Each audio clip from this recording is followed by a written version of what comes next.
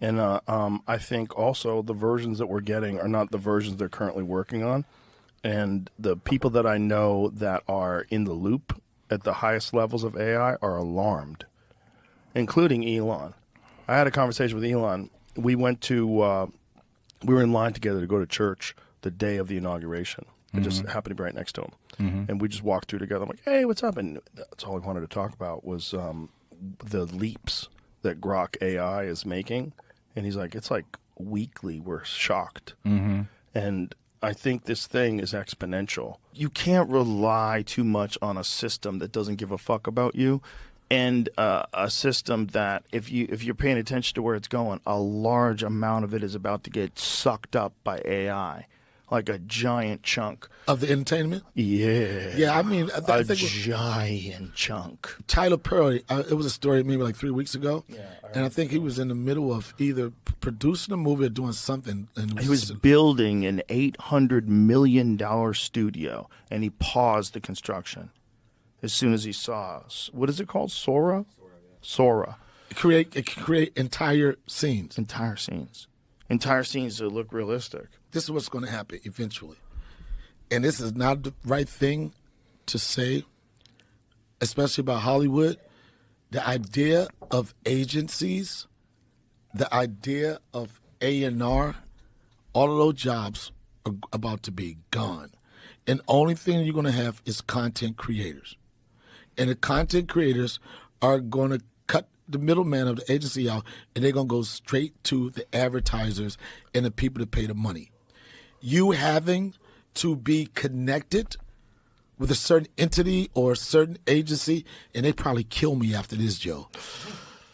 This makes me Illuminati right now. They going to kill me, Joe. Cat Williams and everybody coming for my neck. I'm telling you, it's going to come where all of those things that you needed to make it aren't going to exist anymore, and we're close to that right now. Well, we already lost sitcoms, so sitcoms were number one. Right. That was like a number one job for a comedian. You get your own show. Yeah, right? That was the only job you wanted. That was right. the job that everybody wanted. And then they had comedy movies. Well, comedy movies have been drastically reduced. So the sitcom's gone, and then the comedy movies have drastically been reduced. But what did most people want that for, Joe? What did the comedians wanted that for? Two things: money and fame. Yeah, because there was no social media, and there was no YouTube, and so ticket sales were really dependent upon you being on a television show. 100%. Yeah, it was a big factor. And this is why you probably heard this, and it's a conversation when it comes to, especially when it comes to comedy. You got the YouTube comedians, you got the social media comedians. Like, comedy now is broken down into so many definitions of what comedy is now. When we first started, there was only one definition. The minute you heard someone say comedian, it was nothing but a guy who grabs a mic, stands flat-footed, and entertains the audience. It wasn't a comedian on boats. It wasn't that. When you said comedian, you just associated comedian on boats? You know, I mean, just like, no disrespect to the you cruise guys. Cruise guys? Is that what you're talking about? Yeah, they find their lane and they love it. Bro, but that's a tough life, man. You know? That's a tough life. That's a tough life. Trapped on that boat telling them some fucking jokes. But then some people got mouths to feed. Some people like this. That is They look at the level of competition. They look at this. They be like this. You know what? And those guys, it's six figures. Yeah, they make six figures. Oh yeah. They do. Most of the guys that do it, they get to a point. I've talked to guys that didn't like doing it. Yeah, but it's very kind of depressing for some reason. Your first year or so, it's probably not, especially if you're doing like $30 spots in Brooklyn here. Like that was a come up when I started. When I started, it's like, oh, you on cruise ships? I mean, really? Oh yeah, it was because we didn't really have a lot to look up to other than just making money off of it, you know. So it was a regular job in stand-up comedy. But the point I was making about, even with that, the different definition of comedian and people, and they break like all the old heads have a way of thinking. Yeah, this and that. The thing that you have to credit is the work ethics you have to get to a certain level. As if you want to say a social media comedian, it's a certain level, it's a certain work ethics you have to be to get consistent with that. But the problem is what some people having issues with is like, yeah, but some of them not that good. You know how hard it is to get good at something when you're already a millionaire doing it at whatever level? Mm-hmm. You know, what pushed us when we were coming up was that if I get good, I can get the money. Right. But now it's like they got the money. So what is the urgency? Unless you get that one or two that's really, really care about the craft, who cares about being good at it when end result is I'm getting paid off the shit? Well, you always want to be good at what you do, don't you? Some people, but the level of getting good at now is different. Like today, people getting good at knowing algorithms. There's a lot of that. You know what I'm saying? They get good at knowing what the system is, which is fucking incredible. If you put talent on top of that, right? You know, it should be. Yeah, if you're a smart person and you know how to really utilize the system. I want to say manipulate, but that's the wrong word. It really is utilize. Utilize. Because it's just, you're like Mr. Beast. That's a perfect example. Right. That guy figured out like how to make the right captions and how to make the right image that you click on for the YouTube videos, the right title. And then he figured out how to just keep dumping money into his product. And he figured out exactly where the algorithms are, and he has it translated into different languages. And that's a definite. That's what I'm saying is, that's the skill set that's going to get rid of a lot of jobs. That guy's a unicorn, though. But here's the thing: I feel like if you have AI, like whatever the next generation of ChatGPT is, you could be able to devise a very effective business plan that like really made sense. The AI would sort of guide you step by step. Like, this is what you're going to do to achieve success. It'll probably even break it down. If you write for 20 minutes every day, that will increase your time of material by 50 minutes over the course of the next 10 months. And if you like do all the calculations, like, holy shit, is that real? And if you really thought about it that way, like through artificial intelligence, you let it guide your career, it would probably do a fucking amazing job of like putting you into the perfect position to be. I mean, if artificial so we're going to be auditioning really against motherfuckers, an artificial intelligence guy. You sending your tape in, and then they got a motherfucker that's audition like this. Hey, I need Joe to be a police officer, arrest these guys for stealing. Donnell, we have to realize we're that close to them there being fake people. We're that close. Hopefully I'm dead before they show up. No, it's not. Because I already deal with regular fake people. Now we got artificially created fake people. Oh, Hollywood is fucking dead. Oh, they're in trouble. Oh, Hollywood's dead. No. For real, though, Hollywood's dead. Just looking at that movie. You buried it. You helped bury it. I didn't do shit. Yes, you did. What did I do? I just abandoned ship. You helped bury it. I think we're going to have President AI. That's what I think. I think we're going to realize people are too emotional and easily distracted and too corrupt. And just like this, the percentage of corruption is costing this amount of money.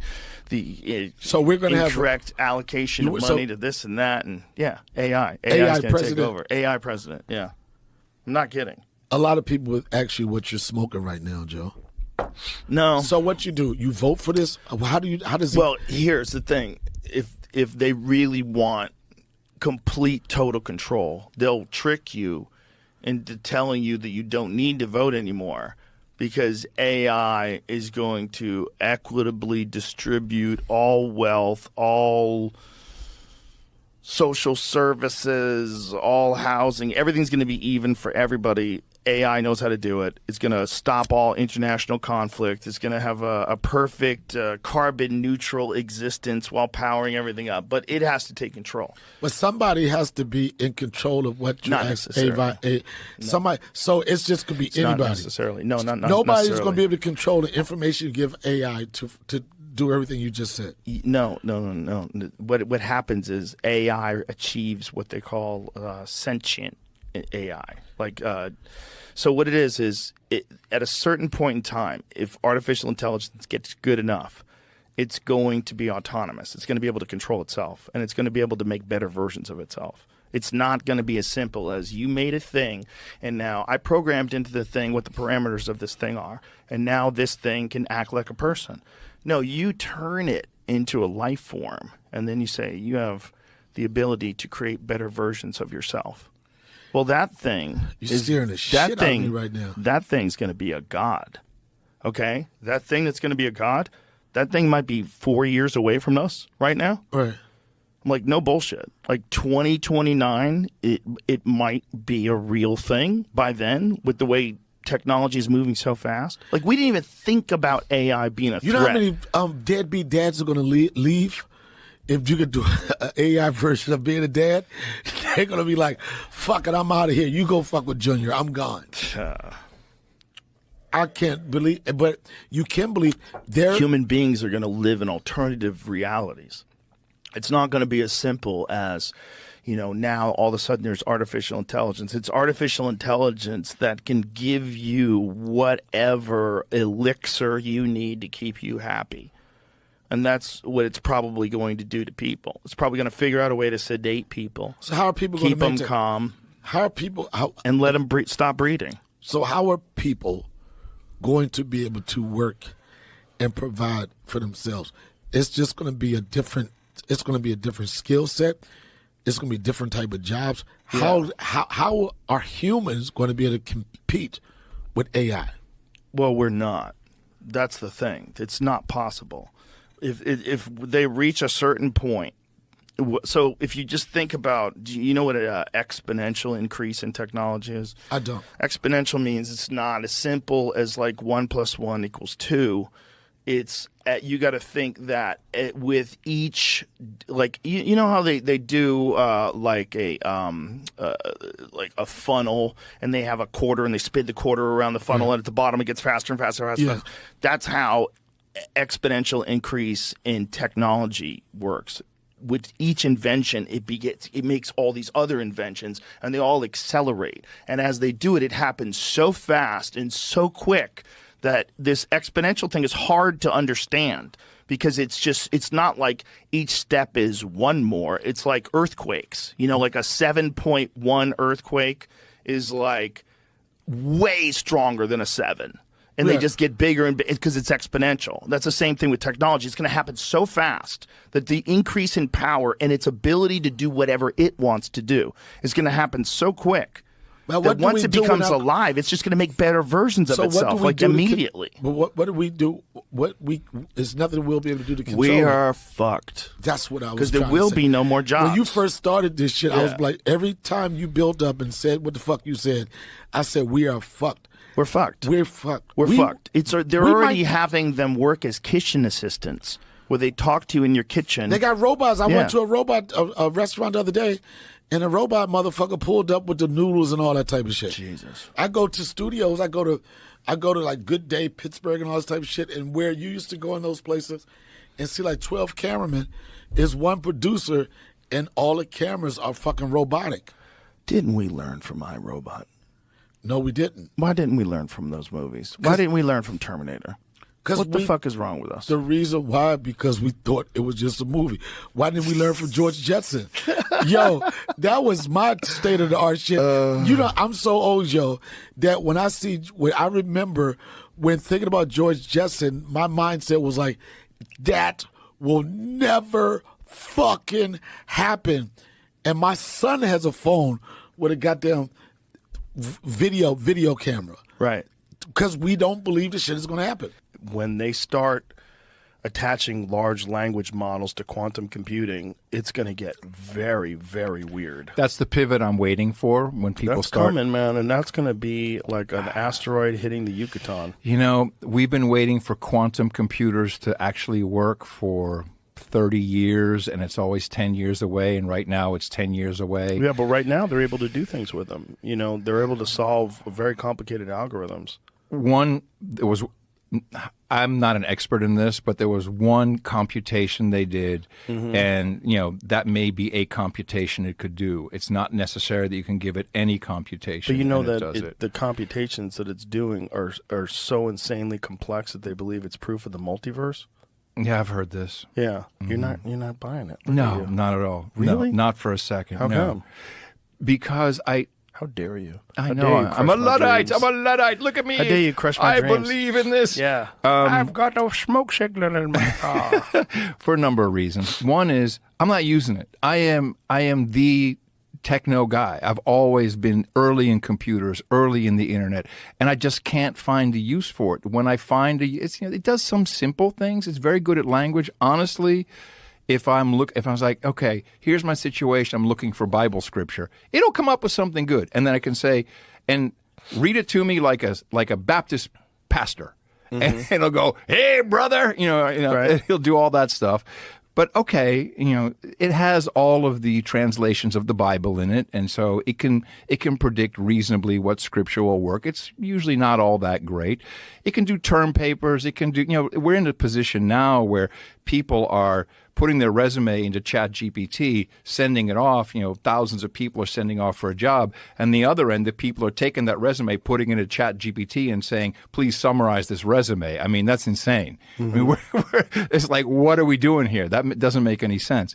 If it can fix my email, I'll be very impressed. That's all I want. That's Your all email I is ask a particular puzzle, though. That's the thing. Everyone's email is a puzzle. Yeah. It's like, Well, the spammers get around stuff and they figure it out, and you say report a spam, and then it comes back in a different way, and and how many older people especially, but even people our age who get scammed by these emails that look pretty convincing, and then the minute you click, then they're like, oh, I should put my password in, and then you're gone, you're done. There's a phone scam going around right now, which is unbelievable. They had me going for 15 minutes. I got a call. It was 8 o'clock in the morning, right at 8 o'clock, and I'm about to walk the dog, so I press it to voicemail. I come back, I listen. This is the sheriff from Travis County, and it had a 512 number, and I need to talk to you urgently. I'm like, okay, this is kind of messed up. I call back. I get someone. Oh, I want Sheriff so and so. Yeah, hold on a second. We'll transfer you. I'm hearing like police radio chatter in the background. The guy gets on, and he's saying, well, you were an expert witness. You were called to be an expert witness in a case. I just happened to, and maybe this is not coincidence, I was asked to testify on someone's behalf in a case. And so you were supposed to be an expert witness in this case. You didn't show up. So you've basically broken federal law, and, we have to come and pick you up, and we have to, or you can pay a fine. And then I'm like, okay. And it just kept on going. And I'm like, whoa, hold on a sec. It sounded so real. And then at a certain point, he's like, well, you need to get a coupon to send this money. I'm like, I'm going to call my lawyer. You can't call your lawyer. I have a do not hang up order. I have to walk you through the whole process. I'm like, okay, now I got it. But that was 10, 15 minutes later. Wow. And a lot of people have fallen for this one. It's good. Super sophisticated, huh? Very so sophisticated. So is that overseas? Are they like No. spoofing a number? No, that's I mean, in Texas? these were American voices. It sounded like a sheriff. It really did. And the deputy sounded like a deputy. I mean, it was sophisticated. It's good. Wow. It's real. How much was the fine? Like $3,000 for this infraction and $2,000 for that infraction. For these two different things. And then you're going to bank transfer, so they're going to get your bank numbers. But I mean, at that point, I caught on. I'm like, no, hold on a second. How'd you get off of it? I said I'm going to call my lawyer, and he's like, no. I'm like, you can't tell me I can't call my lawyer. This is bull crap. And I had to calm down. I said to Tina, listen to what just happened to me. This is crazy. Some people I know in Fredericksburg actually went all the way. Wow. Yeah, older people, Right. and they were afraid. They're like, oh, Of course. authority. That's how they get you. Yeah. I'm sure you've got the one that says, this is my favorite Bitcoin scam. It's like, okay, I've installed a spyware on your computer, and I saw what you were doing looking at that porn site, and I've recorded everything, and I'm going to release it all to your friends and on your social media if you don't send me $2,000 in Bitcoin right away. Don't even think about contacting the authorities. Have you ever gotten that one? No. They've sophisticated it even more now. They'll use your name and your address. Oh. Like, I know you live at this address. It's freaky, man. So that kind of stuff would be nice if we could have AI protect us from that. Yeah. If it can do all these wonderful things, focus on that. Help people, save people now. Yeah, Elon. cut out the scamming. Yeah. If you enjoyed today's episode on JRE Plus, don't forget to give it a thumbs up and share your thoughts in the comments below. Thank you.